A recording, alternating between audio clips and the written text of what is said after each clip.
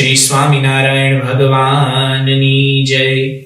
અક્ષર પુરુષોત્તમ મહારાજની જય. ગુણાતીતાનંદ સ્વામી મહારાજની જય. ભગતજી મહારાજની જય. શાસ્ત્રીજી મહારાજની જય. યોગીજી મહારાજની જય. પ્રમુખ સ્વામી મહારાજની જય. મહંત સ્વામી મહારાજની જય. પ્રમુખ સ્વામી મહારાજ શતાબ્દી મહોત્સવની જય. આજની આ રવિ સભા વિશિષ્ટ છે. તારીખ 30 સપ્ટેમ્બર ભાદરવા વદ 9મીને દિવસે પ્રગટ બ્રહ્મ સ્વરૂપ ગુરુહરિ મહંત સ્વામી મહારાજનો જન્મ જયંતિ મહોત્સવ છે. તે ઉપક્રમે આજની આ રવિ સભાથી મહંત સ્વામી મહારાજ જન્મ જયંતિ પર્વનો શુભારંભ થાય છે. આ પર્વમાં આપણે સૌ બ્રહ્મ સ્વરૂપ મહંત સ્વામી મહારાજના જીવનને, બ્રહ્મ સ્વરૂપ મહંત સ્વામી મહારાજની જીવન ભાવનાને અને તેઓના જીવન સંદેશને વિશેષ કરીને જાણીશું.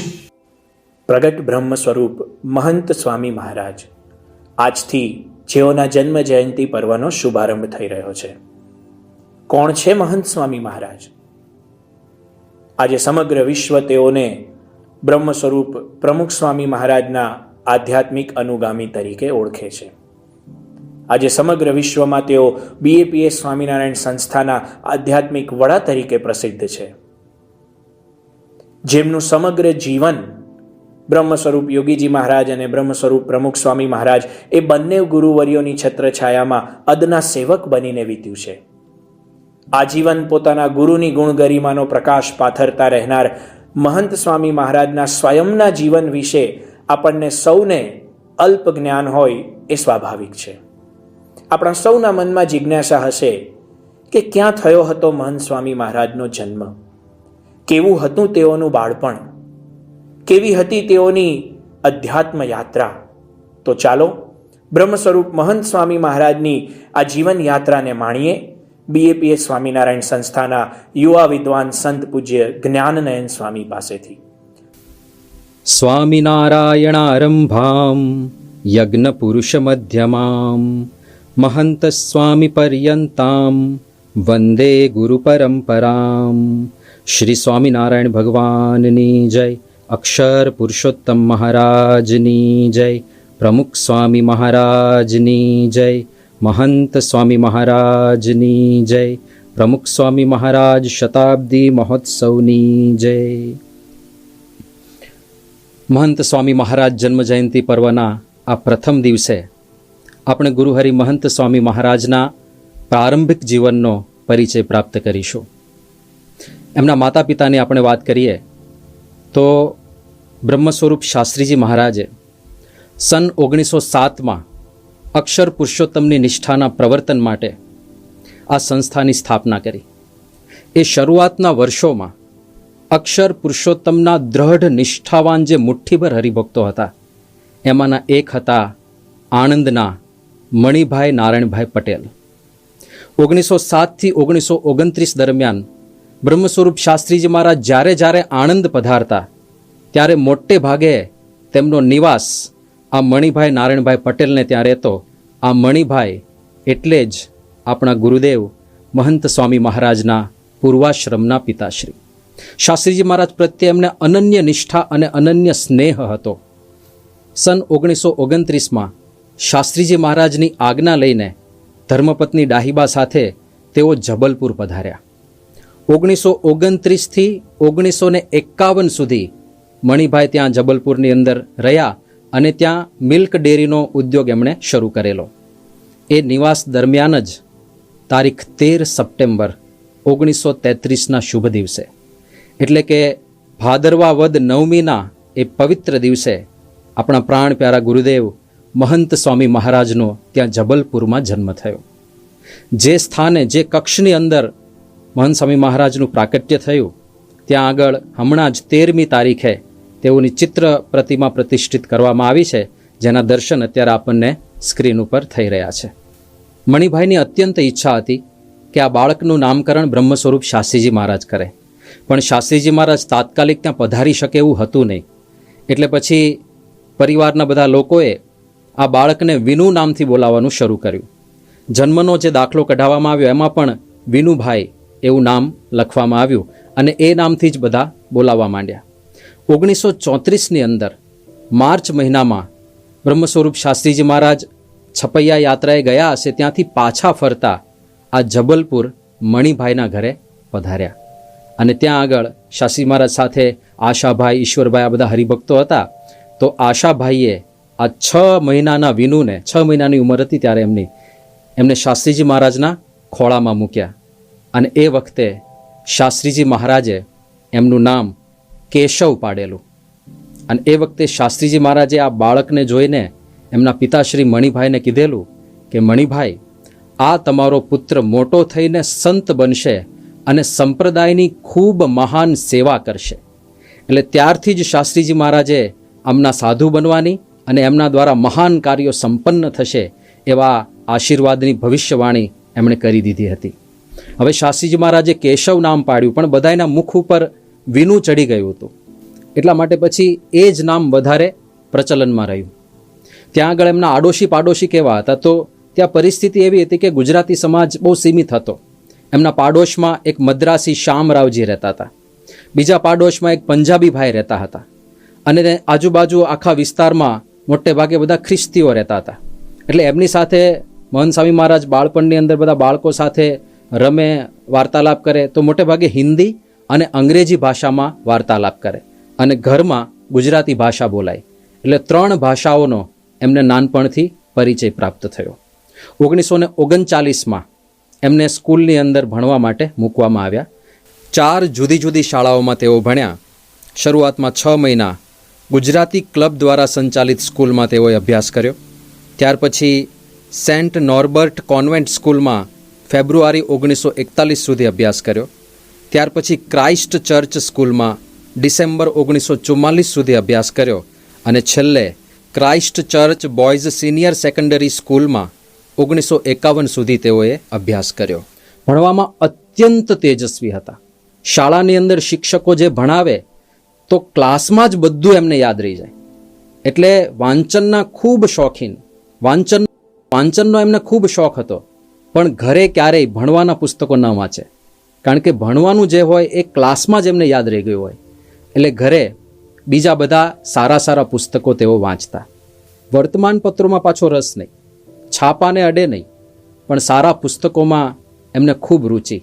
અને એ વખતમાં એમની બુદ્ધિ પ્રતિભા, એમની યાદશક્તિ એટલી તીવ્ર, તો નાનપણના એ 2, 3 ધોરણની અંદર એમણે જે કવિતાઓ મુખપાઠ કરેલી એ આજે 88 વર્ષની ઉંમરે પણ મહંત સ્વામી મહારાજને જેમને તેમ એ બધી કવિતાઓ યાદ છે.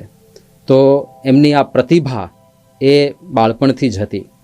પછી શાળાની અંદર એમનું વ્યક્તિત્વ હંમેશા શાંત, ક્યારેય કોઈની સાથે ઝઘડો નહીં, બધા સાથે મિત્રતા.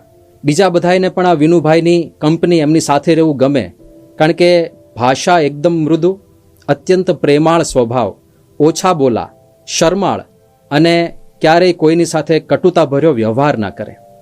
એમના પ્રિય વિષયોમાં ભૂમિતિ, રસાયણ વિજ્ઞાન અને જીવ વિજ્ઞાન, આ 3 એમના પ્રિય વિષયો હતા. રમતગમતની વાત કરીએ તો ફૂટબોલ, ક્રિકેટ, હોકી અને બોક્સિંગ, આ 4 રમતો શાળામાં ફરજિયાત હતી, એટલે તેઓ એ રમતા. ક્રિકેટમાં તેઓ સારા બોલર હતા અને ફૂટબોલ રમે ત્યારે લેફ્ટ ફૂલ બેક પોઝિશન પર તેઓ રમતા. કળાની દ્રષ્ટિએ વિચાર કરીએ તો એમને ચિત્રકળામાં વિશેષ હથોટી હતી. ઘણીવાર શિક્ષક કંઈક ચિત્ર દોરવા પ્રયત્ન કરે ને એમનાથી સારું ચિત્ર ન બને તો વિનુભાઈ ઊભા થઈને બોર્ડ ઉપર શિક્ષકના કહેવાથી એ ચિત્ર સારું દોરી આપતા. તો પહેલેથી એમને ચિત્ર દોરવામાં ફાવટ હતી, પણ એમણે ચિત્ર દોરવા માટે કાંઈ પ્રોફેશનલ ટ્રેનિંગ આગળ ક્યારેય ના લીધી. એમને પૂછવામાં આવ્યું કે તમે ચિત્રો સારા દોરતા હતા તો એ કળાને કેમ આગળ ન વધારી? તો ત્યારે મહંત સ્વામી મહારાજે એવું કીધું હતું કે દોરીએ ખરા પણ આસક્તિ નહીં. તો આ એક વિશિષ્ટ વસ્તુ કહેવાય કે જે આવડત હોય એની પરિપુષ્ટિ કરવાની એમને લેશ માત્ર ઈચ્છા નહોતી. અને જીવન પણ કેવું હશે, તો એ સમયે એમણે એક નિબંધ લખેલો સ્કૂલની અંદર. ત્યારે એમના જે પ્રિન્સિપલ હતા રોબિન્સન, એમણે બાઇબલના પેપરમાં વિનુભાઈએ લખેલા નિબંધ અને એમનું શુદ્ધ વર્તન જોઈને એવું કહેલું કે you are going to be a priest, એટલે કે તમે ભવિષ્યમાં એક ધર્મના ઉપદેશક બનશો, પ્રિસ્ટ બનશો. તો આ રીતે 1951 સુધી જબલપુરમાં એમણે અભ્યાસ કર્યો અને 1951માં એમના પિતાશ્રી મણિભાઈને પાછું આણંદ આવવાનું થયું. એટલે આખો પરિવાર પાછો આણંદ આવ્યો. હવે આ જબલપુરનો જે નિવાસ હતો એ દરમિયાન વિનુભાઈને સત્સંગનો કોઈ પરિચય નહીં, કોઈ યોગ નહીં. બ્રહ્મ સ્વરૂપ શાસ્ત્રીજી મહારાજ ત્યાં પધાર્યા એક વખત, પણ ત્યારે એમની ઉંમર માત્ર 6 મહિનાની હતી. ત્યાર પછી કોઈ સંતોનો યોગ નહીં, એટલે સત્સંગના કોઈ વિશેષ સંસ્કાર નહોતા. સાથે સાથે 2 વર્ષ ત્યાં અને બાકીના 2 વર્ષ અહીંયા આણંદ આવીને એનસીસીમાં પણ એ જોડાયેલા. અને એમણે એક વખત એવું સ્મરણ કરતાં કહ્યું હતું કે એનસીસીમાં બંદૂક ચલાવવાની ટ્રેનિંગ આવે, એમાં એમને 50માંથી 49 પોઈન્ટ પ્રાપ્ત થયા હતા. તો આ પ્રકારનું એમનું જીવન હતું. પણ એ જીવનની અંદર એક દિવસે એક વિશિષ્ટ સોપાન ઉમેરાયું, અને એ સોપાન એ એક જ મહિનો એવો હતો કે જેમાં એમનું જીવન આખું બદલાઈ ગયું. 1951નું જ એ વર્ષ 10મી મેના રોજ સમાચાર આવ્યા કે બ્રહ્મ સ્વરૂપ શાસ્ત્રીજી મહારાજ સારંગપુરની અંદર ધામમાં પધાર્યા છે. એટલે આખો પરિવાર, એકચ્યુઅલી આખું જે ફળિયું હતું એ બધા જ સત્સંગીઓ, નિષ્ઠાવાન સત્સંગીઓ, એટલે બધા જ સારંગપુર આવ્યા. એમની સાથે સાથે આ વિનુભાઈ પણ એ વખતે સારંગપુર પધાર્યા. હવે આ બાજુ તો બધું ગમગીની ભર્યું વાતાવરણ હોય. જ્યારે પહોંચ્યા ત્યારે તો શાસ્ત્રીજી મહારાજનો અંતિમ સંસ્કાર પૂર્ણ થઈ ગયેલો અને વિનુભાઈને સત્સંગનો કોઈ પૂર્વ પરિચય નહીં, એટલે એ પણ થોડા નિરુત્સાહ હતા કે આ બધું શું છે, હજી બધું સમજવા માટે પ્રયત્ન કરતા હતા. એમાં સમાચાર એવા મળ્યા કે શાસ્ત્રીજી મહારાજે જે વચન આપ્યું હતું એ પ્રમાણે ગઢડામાં હવે પ્રતિષ્ઠા થવાની છે શિખરબદ્ધ મંદિરની. એટલે બધા ત્યાંથી ગઢડા પધાર્યા અને ગઢડા મૂર્તિ પ્રતિષ્ઠાના ઉત્સવે બધા ત્યાં પધાર્યા. ત્યાં ગુરુહરિ મહંત સ્વામી મહારાજને પ્રમુખ સ્વામી મહારાજના પ્રથમ દર્શન થયા. અને પ્રથમ દર્શનની સ્મૃતિ 44 વર્ષ પછી એમણે લખી હતી સ્વામી બાપાના અમૃત મહોત્સવે. યથા તથા એમને મૂર્તિ યાદ હતી. એ દર્શનની કેવી છાપ પડી હશે એમના હૃદયની અંદર. તો સ્વામીએ ત્યારે લખેલું કે ગઢપુરમાં પ્રતિષ્ઠાને આગલે દિવસે પ્રમુખ સ્વામી મહારાજ સાથેની મુલાકાતની આ વાત છે. એમની ઉંમર એ વખતે 29 વર્ષની, મારી ઉંમર 17 વર્ષની. હજુ જિંદગી શરૂ થઈ રહી હતી અને મને તેઓ મળ્યા. મોતી કાકાએ પ્રમુખ સ્વામી સાથે મારી ઓળખાણ કરાવી. હવે સ્વામીશ્રી કેવા દેખાતા હતા એનું વર્ણન કરે છે. મુંડન પહેલાના ઘટાદાર કાળા ભમ્બર વાળ, ચંચળ આંખો, ઝડપથી આંખોના થતા પલકારા, સૌમ્ય ગોળ મુખારવિંદ, પાતળી કેડ. તેઓની એ વખતની મૂર્તિ હજી યાદ આવે છે. શરીર થોડું શ્યામ હતું. નાસિકાના અગ્રભાગે લાલ આછા ચાંઠા દેખાતા હતા. હું બસ એમને જોયા કરતો હતો. પછી આગળ એ દિવ્યતા કેવી હતી એની વાત કરે છે કે સંકલ્પો જાણે બંધ થઈ ગયા હતા. પ્રમુખ સ્વામી મારી સાથે હિન્દીમાં વાત કરતા હતા. એમણે શું પૂછ્યું ને મેં શો જવાબ આપ્યો એ બિલકુલ યાદ નથી, પરંતુ તેઓ મને ઓળખતા હોય તેમ લાગ્યું. હું પણ એમને ઓળખતો હોય તેવું લાગ્યું. એમની નિકટમાં આવતા થોડી જ ક્ષણોમાં અદ્ભુત અને દિવ્ય અનુભવ થયો. વૈશાખની લૂમાંથી ઊંચકાઈને હિમાલયની ગુલાબી ઠંડકમાં મુકાયો હોવ એવી ટાઢક થવા લાગી.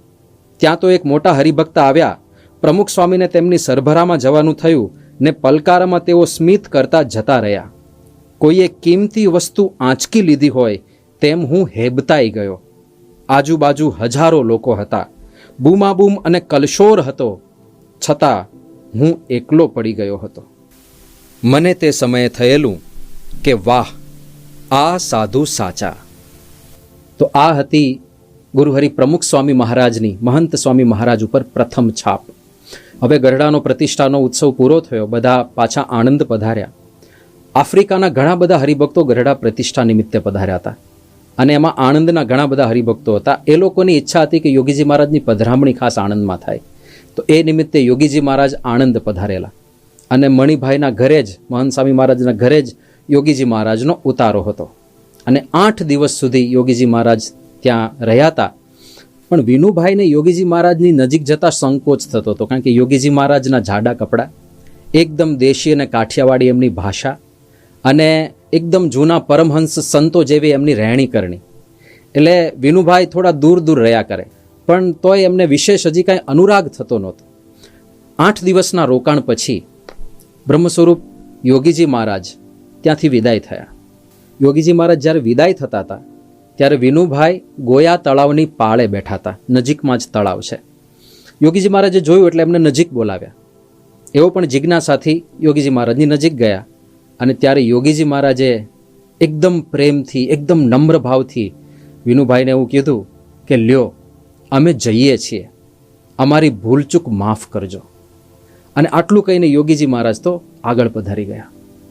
પણ આ વાર્તાલાપ, આ જે યોગી બાપાના શબ્દો કે ભૂલચૂક થઈ હોય તો માફ કરજો, એ વિનુભાઈને એવા હૃદયમાં લાગી ગયા. એ યોગીજી મહારાજની નમ્રતા, એમનું નિર્માનીપણું, એ એમના ચહેરા ઉપરનું વાત્સલ્ય, એ પ્રગાઢ પ્રેમ, એ એટલો બધો એમને સ્પર્શી ગયો. તો ત્યાં તળાવની પાળ ઉપર 3 કલાક સુધી બેઠા બેઠા વિનુભાઈએ યોગી બાપાનો જ વિચાર કર્યો કે કેવી નમ્રતા, કેવી સાધુતા, કેટલી દિવ્યતા, કેવો પ્રેમ, કેવું વાત્સલ્ય. એ બધો વિચાર કર્યો ને ત્યારે યોગીજી મહારાજની એક અમીટ છાપ એમના અંતરમાં પડી ગઈ અને ત્યાંથી જ સત્સંગમાં એમની વિશેષ ગતિ થવા લાગી. એટલે 1951ના વર્ષનો આ મે મહિનો ખૂબ અગત્યનો પુરવાર થયો. 4 અગત્યની ઘટના. 10મી મેએ શાસ્ત્રીજી મહારાજનું ધામગમન થયું. 15મી મેના રોજ પ્રમુખ સ્વામી મહારાજ સાથેનો પ્રથમ મેળાપ થયો, જે એમને અંતરમાં કોતરાઈ ગયો. 22મી મેના રોજ યોગીજી મહારાજ આણંદ પધાર્યા અને 30મી મેએ જ્યારે યોગીજી મહારાજે વિદાય વખતે માફી માંગી, એ ઘટનાથી એમના જીવનમાં સંપૂર્ણ પરિવર્તન આવવાની શરૂઆત થઈ. આ અનુભૂતિ વર્ણવતા તેઓએ લખેલું કે યોગીજી મહારાજ મળ્યા અને હું તેમાં એકદમ ચોંટી ગયો. હું જાણે એમની શોધમાં હતો, પરંતુ ખબર નહોતી. એ મળ્યા એટલે તૃપ્તિ થઈ ગઈ. બીજું બધું જ ગૌણ થઈ ગયું. યોગીજી મહારાજ જ જીવનના કેન્દ્રમાં આવી ગયા. સત્પુરુષનો આ પ્રભાવ છે, એ ઓળખાય એટલે તરત જ આપણું જીવન બદલાઈ જાય અને ભગવાન અને સંત આપણા કેન્દ્રમાં આવી જાય. આમ તો મહંત સ્વામી મહારાજ એ અક્ષર બ્રહ્મ જ છે, પણ આ લોકની દ્રષ્ટિએ જે આપણી વૈદિક ગુરુ શિષ્ય પરંપરા છે કે ગુરુ દ્વારા જ શિષ્યને જ્ઞાન થાય, એનું સંવર્ધન, એનું સંપોષણ થાય, એના માટે આ ગુણાતીત સત્પુરુષો આ પ્રકારની લીલા કરતા હોય છે. બીજો એક પ્રસંગ એમના જીવનમાં એ જ અરસાની અંદર બન્યો. યોગીજી મહારાજ જનતા એક્સપ્રેસમાં અમદાવાદથી મુંબઈ પધારતા હતા અને એ ટ્રેન થોડીવાર માટે આણંદ ઊભી રહે એટલે બધા હરિભક્તો ત્યાં આગળ રેલવે સ્ટેશને દર્શન માટે ગયા હતા. બધાની ભેગા વિનુભાઈ પણ ત્યાં ગયા હતા.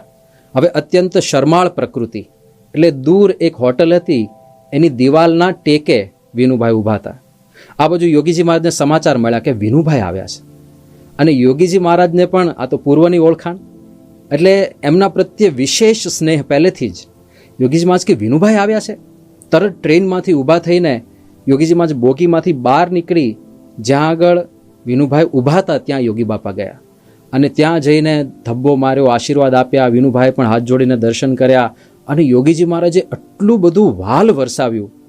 તો મહંત સ્વામી મહારાજના અંતરમાં આ પ્રસંગ પણ એટલો બધો સ્પર્શી ગયો.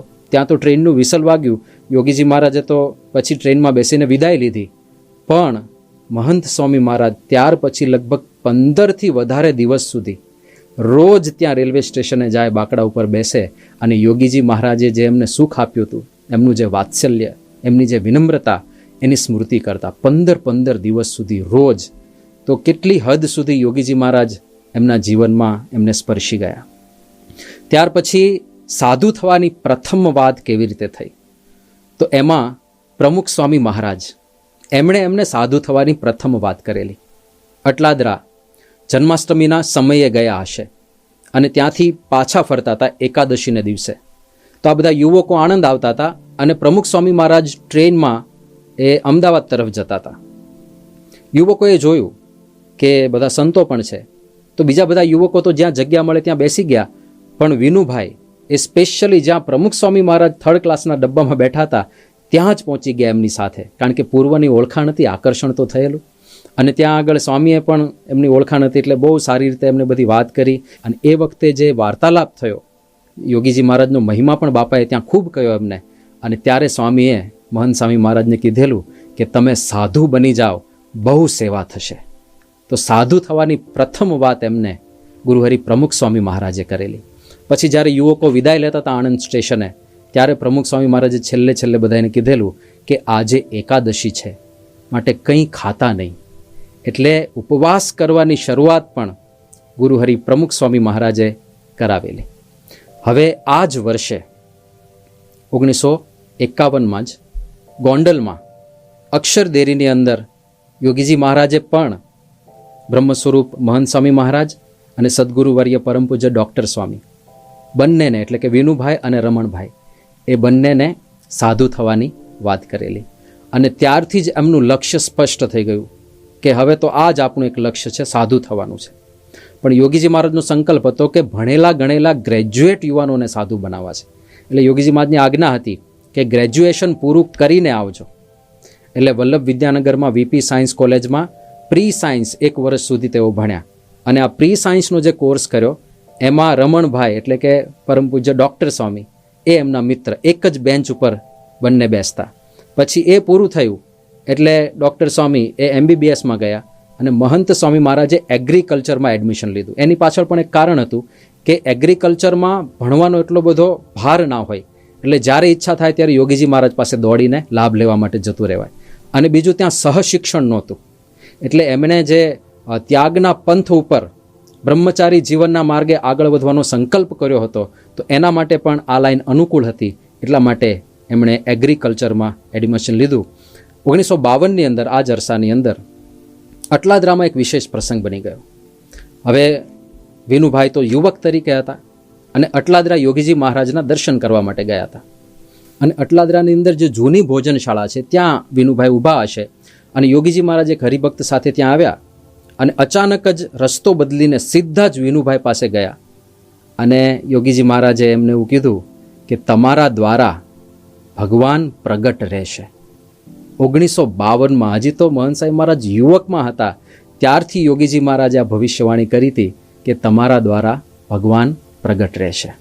હવે પછી તો એમને યોગી બાપાની એવી લગની લાગી કે યોગીજી મહારાજ વગર રહેવાય નહીં. 10-12 દિવસ થાય અને યોગીજી મહારાજના દર્શને પહોંચી જાય, 15 દિવસ થાય યોગીજી મહારાજના દર્શને પહોંચી જાય. એટલે 1952થી 1956 સુધી બસ આવી જ રીતે એમણે યોગીજી મહારાજનો જ્યારે અવસર પ્રાપ્ત થાય ત્યારે લાભ લીધો, સેવા કરી, એમની સાથે વિચરણ કર્યું અને યોગીજી મહારાજે પણ ખૂબ સુખ આપ્યું. બ્રહ્મજ્ઞાનની લાણી એમને કરાવી. સેવા, ભક્તિ, મુખપાઠ, તપ, ઉપવાસ આ બધું યોગીજી મહારાજ કરાવે. અને વિનુભાઈ અને સાથેના બધા યુવકો ઉત્સાહથી બધું કરે. અને ખાસ તો વિનુભાઈને ઘણી વખત યોગીજી મહારાજે 2 દિવસના, ઘણી વખત 3-3 દિવસના, એક વખત તો 5 દિવસનો નિર્જળ ઉપવાસ કરાવે. તો આવી ગુરુ ભક્તિ યોગીજી મહારાજમાં એટલી લગ્ની એમને લાગી હતી કે આ સંત માટે જીવન કુરબાન છે. તો એ સંસ્કારો એમનામાં પહેલેથી જ ઉદય થયેલા હતા, એના પણ આપણને દર્શન થાય. હવે આ જ અરસા દરમિયાન એમણે ઘરેથી પણ પરવાનગી લઈ લીધી. એમના માતૃશ્રી થોડા ખચકાતા હતા પણ એમને પણ સમજાવીને એમણે પરવાનગી લઈ લીધી. અમુક સગાવાલાઓને પણ એવું લાગતું હતું કે સાધુ ના થાય તો સારું, આટલો તેજસ્વી યુવાન છે, પણ એ બધા પણ માની ગયા.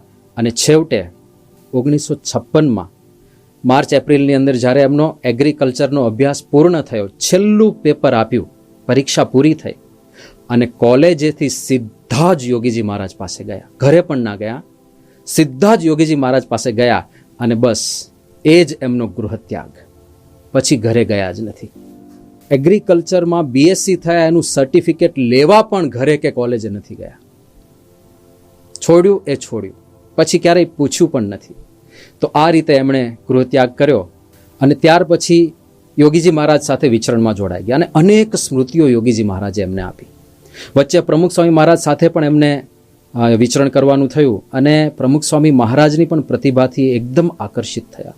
યોગીજી મહારાજ વારે વારે બધા યુવકોને દ્રઢતા કરાવતા રહેતા કે સાધુ થવાનું છે. 1961માં 51 સાધુ આપણે બનાવવા છે એવો સંકલ્પ યોગીજી મહારાજ વારે વારે દઢાવતા. કપોળવાળીની અંદર એક વખત મહંત સ્વામી મહારાજ હતા વિનુભાઈ, તો એમને યોગીજી મહારાજે ત્યાં મૂર્તિ પધરાવી હતી, એના દર્શન કરાવ્યા. શાસ્ત્રી મહારાજ સામે આંગળી ચીંધીને કીધું કે આ શાસ્ત્રીજી મહારાજ એ આપણા મા બાપ. પછી હરિભક્તો સામે નિર્દેશ કરીને કીધું આ બધા હરિભક્તો એ આપણો પરિવાર. અને છત ઉપર આંગળી કરીને કીધું કે આ આપણું ઘર, અક્ષરધામ, હવે બીજું બાકી શું રહ્યું, માટે સાધુ થઈ જજો. તો આવી રીતે યોગીજી મહારાજ વારે વારે પોષણ આપતા રહે અને છેવટે તારીખ 2 ફેબ્રુઆરી 1957ના દિવસે મહાસુદ બીજને દિવસે અક્ષરદેરીની અંદર મહંત સ્વામી મહારાજને પાર્ષદી દીક્ષા આપીને વિનુ ભગત તરીકે સંબોધવાનું યોગીજી મહારાજે ચાલુ કર્યું. પરમ પૂજ્ય ઈશ્વરચરણ સ્વામી આ ઘટનાનું નિરૂપણ કરતા કહે છે કે કોઈ પુત્રવિહીન રાજા હોય અને એને 60 વર્ષે દીકરો થાય અને રાજાને જેટલો આનંદ થાય એટલો આનંદ એ દિવસે બ્રહ્મ સ્વરૂપ યોગીજી મહારાજને થયો હતો જ્યારે એમણે વિનુભાઈને દીક્ષા આપી હતી, પાર્ષદી દીક્ષા. હવે આ કાચી પાર્ષદી દીક્ષા, કારણ કે મહંત સ્વામી મહારાજને 2 વખત યોગીજી મહારાજે પાર્ષદી દીક્ષા આપી છે. તો આ દીક્ષા સમારંભ પછી 1957 થી 1960 દરમિયાન એમણે યોગીજી મહારાજ સાથે જ વિચરણ કર્યું. વાસણ ધોવાથી માંડીને પત્ર લેખન સુધી બધી જ સેવાઓ પોતે કરતા. શરૂઆતના 3 મહિના યોગીજી મહારાજે એમની વિશિષ્ટ કસોટી કરી. યોગીજી મહારાજે બોલવાનું જ બંધ કરી દીધું, નોંધ લેવાનું બંધ કરી દીધું. મોહન સાહેબ મહારાજ કે જાણે ઓળખતા જ નથી એવી રીતે યોગીજી મહારાજ રહેતા હતા.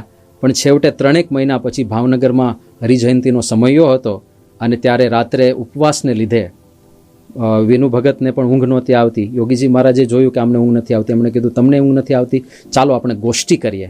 અને ત્યારે ગોષ્ઠી દરમિયાન યોગીજી મહારાજે કહ્યું કે તમે કસોટીમાં પાસ થઈ ગયા. 3 મહિનાના અબોલા ગુરુ શિષ્ય વચ્ચે જેમના માટે સાધુ થયા, 3 મહિના બોલાવે નહીં, પણ યોગીજી મહારાજ જ્યાં કસોટી હતી, યોગીજી મહારાજ કે તમે કસોટીમાં પાસ થઈ ગયા. પછી 1959-60 દરમિયાન આફ્રિકાના પ્રવાસમાં વિનુ ભગતને યોગીજી મહારાજે સાથે લીધા. હવે પરદેશ યાત્રા, આટલી મહત્વની યાત્રા, અને એમાં 5 જ સંતો સાથે લેવાના હતા. એમાં એમણે વિનુ ભગતને સાથે લીધેલા. અને આ અત્યારે આપણને છબી દેખાય છે એ યાત્રાની છબી છે. એમાં યોગીજી મહારાજની સાથે હાથમાં પોટલું લઈને ગુરુહરિ પ્રમુખ સ્વામી મહારાજના આપણને દર્શન થાય છે. સફેદ વસ્ત્રોમાં ગુરુહરિ મહંત સ્વામી મહારાજ છે. અને જે યુવકે યોગીજી મહારાજનો હાથ પકડ્યો છે એ અરુણભાઈ, એટલે કે સદગુરુવર્ય પૂજ્ય ઈશ્વરચરણ સ્વામી. તો આ પરદેશ યાત્રામાં પણ સાથે રાખ્યા. અને આફ્રિકાની યાત્રા દરમિયાન જ યોગીજી મહારાજે કીધું હતું કે આપણે મુંબઈ જઈને તરત જ દીક્ષા આપી દેવી છે. કે તમે 2, અરુણભાઈ, પછી મહંત સ્વામી મહારાજને બીજી વખત પાર્ષદી દીક્ષા, પછી મહેન્દ્રભાઈ ત્યાગવલ્લભ સ્વામી આફ્રિકાથી આવવાના હતા. અને 6 યુવકો એ ઘાટકોપરની અંદર ભણતા હતા. તો એ બધાઈને ભેગા કરીને કુલ 9 યુવકો, જેને આપણે 9 યોગેશ્વરો કહીએ છીએ.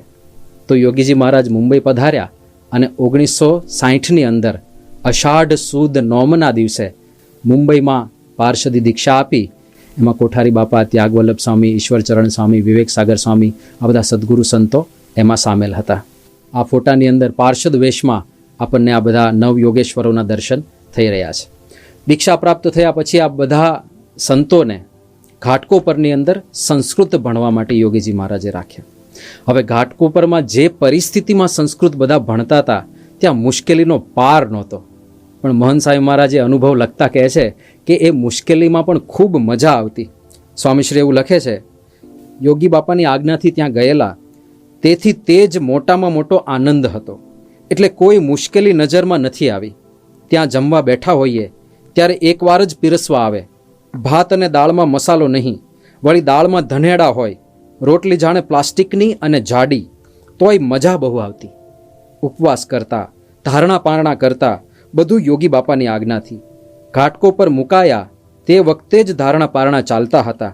પણ આ કશું અઘરું લાગ્યું નથી, બસ મજા આવતી. યોગી બાપાની હૂંફ અનુભવાતી. કૃપા દ્રષ્ટિ દ્વારા યોગીજી મહારાજ સાથે હતા જ, વળી દર અઠવાડિયે તેઓ એકવાર અમને પત્ર લખતા. અમે બધા તેમના પત્રની રાહ જોતા. પત્ર આવે એટલે તે વાંચવા ખેંચા ખેંચ થાય. તો આવી અનુભૂતિ મહંત સ્વામી મહારાજે એક ઘાટકો પરના અભ્યાસ દરમિયાનની લખેલી છે. અને પછી છેવટે 1961નું એ વર્ષ આવી ગયું, જેમાં યોગીજી મહારાજને આ બધાને ભાગવતી દીક્ષા આપવી હતી. 11મી મે 1961 ગઢડામાં કળશ મહોત્સવ હતો અને બ્રહ્મ સ્વરૂપ યોગીજી મહારાજની 70મી જન્મ જયંતિ હતી. ત્યારે આ બધાને ભાગવતી દીક્ષા પ્રદાન કરી અને 51 સંતોને યોગીજી મહારાજ ત્યારે દીક્ષા આપી હતી. અને ત્યાર પછી આ બધા સંતોને મુંબઈ ભણવા માટે મોકલેલા અને ત્યાં બધાયના મોવડી તરીકે મહંત સ્વામી મહારાજને ત્યાં સ્થાપ્યા. એ વખતે મહંત સ્વામી મહારાજનું દીક્ષા આપીને કેશવ જીવન દાસજી એવું નામ આપ્યું હતું.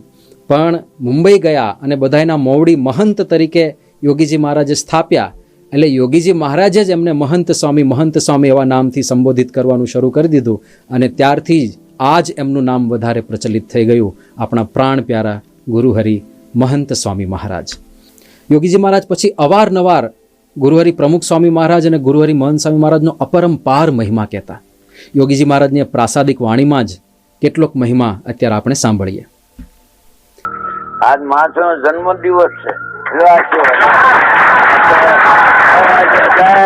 સત્કર્મ કરવા, ખૂબ સત્કર્મ કરો. આજે જન્મ દિવસ મોટાનો ઉજવો અને બધા એવા નિર્દોષ બુદ્ધિ હોવ કરો કે જેથી કરીને આપણા હૃદયમાં અખંડ ભગવાન નિવાસ કરશે. આપણે સ્વામી ભગવાન નિર્માણી, ગુણાતીત નિર્માણી, શાસ્ત્રમાન નિર્માણી, એવા નિર્માણી આપણે માન સમકે સુજુમદા સમજાયેલા નિર્માણી બહુ ભક્તરાજ અને અખંડ કર્મ સ્થિતિ એવા જે ગુણ આપણામાં આવે તે સમજો કે નિર્માણ ગુણ આપણામાં છે. એ આપણે કહેવાનો સિદ્ધાંત આવી રીતે જો સત્સંગ વધારીશું, સંત દ્વારે, પ્રમુખ સ્વામી દ્વારે, મહાન સ્વામી દ્વારે સત્સંગ વધવાનો કેટલો છે એ તો આપણે જોઈ નહીં શકીએ. આવા હોલ પણ આંકડા પર મહાન સ્વામી ભગવાન કાયમ રહેલો. તમને વિશ્વાસ બેઠો વિશ્વાસ બેવો જ મહાન સ્વામી ભગવાન કાયમ રહેલો. વાત બેઠી ના બેઠી સર્વે ક્રિયા ગુણાતીત લાગે. દરાસન ની દીક ભગવાન દૂર ન જાય. માટે મહાન સ્વામી મહિમા સમજો એટલો સંતમાં રહીને ભગવાન દ્રષ્ટિ કરે. અત્યારે આપણે શું સમજવા, એવા એકાંતિક સંતો પૃથ્વી પર વિરજતા હોય, ધર્મ, જ્ઞાન, વૈરાગ, ભક્તિ વાળા સંતો હોય. આ પ્રમુખ સ્વામી જેવા, મહાન સ્વામી જેવા આપણે ક્યાં આગળ હોતવા જવા? હે, મહાન સ્વામી જેવા, પ્રમુખ સ્વામી જેવા એવા સંતો એની સેવા કરે તે ભગવાન સંતમાં રહીને દ્રષ્ટિ કરે, શાસ્ત્રી માયામાં દ્રષ્ટિ કરે, તેના વિકાસ તો તત્કાળ થઈ જાય. તો તત્કાળ થઈ જાય. હા, અક્ષરધામાં આપણે સાપ જોશે ને ઘરવાય નહીં દે. અક્ષરધામાં બાપા નહીં કહેવા દે. સાપ જોશે આમ ઘેર થઈ જાઓ, સાપ અક્ષરધામ બે જાઓ. એમ સિદ્ધિમાન સાપ ક્યારે મળે? સંતનો રાજ્યભો થાય ત્યારે. તેના સાપ ન મળે. અહીં પાસપોર્ટ નથી મળતો, તેમ ક્યાંય પણ પાસપોર્ટ ન મળે. પણ આવા મહાન સ્વામી લખ્યા, પ્રમુખ લખ્યા સિક્કો મારી ને પછી એને આડો કોઈ કોઈ ન ઉતરી આડો ન આવી શકે. એટલા માટે આપણે પાસપોર્ટ મળી ગયો છે. એમાં ના અમને પાસપોર્ટ નથી મળ્યો. એમ તમે જો ભગવાન બચશો, સંસ્કૃત ભણશો, મહારાજ પ્રમુખ આજ્ઞામાં રહેશો તો તમે હોના ના. આજે મહારાજ નો જન્મ દિવસ તે બાદ મહારાજ માગીએ એ ફળીભૂત થાય. બોલો સાહેબ. એટલે આ રીતે અનેક પ્રસંગે યોગીજી મહારાજ મહંત સ્વામી મહારાજનો મહિમા કહેતા. 1961થી 1971 સુધી અક્ષર ભુવનમાં જ આ બધા સંતોના અગ્રણી તરીકે, એમના માર્ગદર્શક તરીકે મહંત સ્વામી મહારાજ ત્યાં બિરાજ્યા. 1970ની અંદર વિદેશ યાત્રા, બીજી વિદેશ યાત્રાએ પણ તેઓ પધાર્યા અને 1971માં છેવટે જે ગુરુહરિએ પોતાના જીવનમાં આટલું મોટું પરિવર્તન આણ્યું હતું એવા બ્રહ્મ સ્વરૂપ યોગીજી મહારાજે દેહલીલા સંકેલી લીધી. યોગીજી મહારાજના અંતિમ દિવસોમાં એ પ્રમુખ સ્વામી મહારાજ અને મહંત સ્વામી મહારાજને વારંવાર યાદ કરતા અને બંનેનો ખૂબ મહિમા કહેતા. 23 જાન્યુઆરીએ યોગીજી મહારાજ એવું બોલેલા કે મારા પછી પ્રમુખ સ્વામી છે ને, મારા કરતાં તમને સવાયું સુખ આપશે. પ્રમુખ સ્વામી તો મારું સર્વસ્વ છે. એમ કહીને યોગીજી મહારાજે અંતિમ શ્વાસ આ ધરતી ઉપર લીધા. પછી પ્રમુખ સ્વામીજી મહારાજ આ સંસ્થાના ગુરુપદે વિરાજમાન થયા. મહંત સ્વામી મહારાજ માટે પ્રમુખ સ્વામી મહારાજને ગુરુ તરીકે સ્વીકારવા લેશ માત્ર કઠણ નહોતું, કારણ કે પહેલેથી જ એમના અંતરમાં પ્રમુખ સ્વામી મહારાજ વસી ગયેલા હતા. એમણે પોતાની અનુભૂતિ લખી છે કે પ્રમુખ સ્વામીએ ધીમે ધીમે એવો ઉપાડ કર્યો કે ખબર જ ન પડી, એમાં જોડાઈ જવાયું. કારણ મૂળ વસ્તુ તો એક જ હતી ને, એ તો માત્ર ચહેરો જ બદલાયો હતો. એટલે ગુરુહરિ યોગીજી મહારાજમાં જેવી પ્રીતિ એમને હતી એવી જ એમને પ્રમુખ સ્વામી મહારાજમાં પણ થઈ ગઈ. 1971માં યોગીજી મહારાજ ધામમાં પધાર્યા. 71થી 77 સુધી ગુરુહરિ મહંત સ્વામી મહારાજ મુંબઈમાં જ બિરાજ્યા અને બધા સંતોને એમણે તૈયાર કર્યા.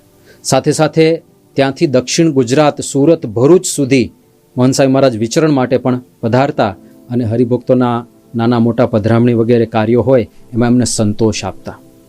1977માં મહંત સ્વામી મહારાજ વિદેશ યાત્રાએ પધારીને પછી જ્યારે પાછા આવ્યા ત્યારે પ્રમુખ સ્વામી મહારાજે એમને કહ્યું કે હવે આપ આખા સત્સંગમાં વિચરણ શરૂ કરો. એટલે ત્યારે એમણે મુંબઈ છોડ્યું અને ત્યારથી કોઈ પણ એક સ્થાને નિવાસ કરીને રહ્યા નથી. સતત એમનું વિચરણ ચાલુ રહ્યું.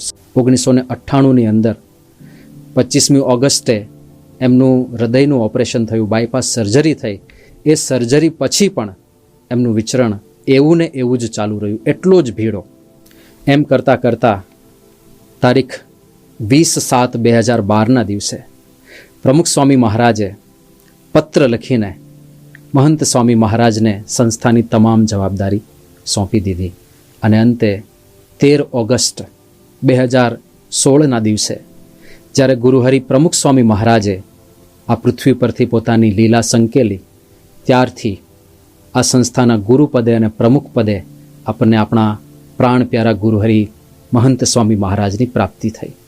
એટલે 1977થી 2016 સુધી સદગુરુ પદે રહીને એમણે અત્યંત કષ્ટદાયી વિચરણ કર્યું અને 2016થી આ જ દિવસ પર્યંત તેઓ સતત અને સતત આપણા સત્સંગની અભિવૃદ્ધિ માટે, આપણા અંતરમાં ઉપાસનાની દ્રઢતા થાય એના માટે વિચરણ કરી રહ્યા છે.